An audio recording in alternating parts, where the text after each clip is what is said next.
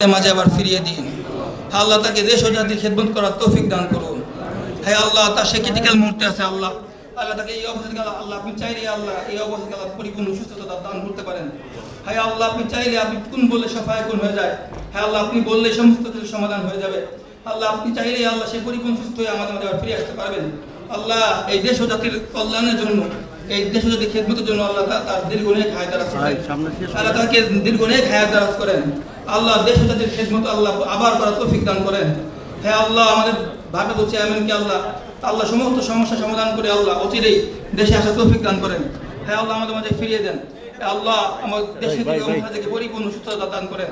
আজকের এই কর্মশালাকে আল্লাহ সঠিকভাবে আল্লাহ সুন্দরভাবে সুশৃঙ্খলভাবে আল্লাহ শেষ করার তৌফিক দান করেন। সুবহান রাব্বিকা রাব্বিল ইজ্জাতি আম্মা ইয়াসিফুন ওয়া সালামুন আলাল মুরসালিন ওয়ালহামদুলিল্লাহি রাব্বিল আলামিন।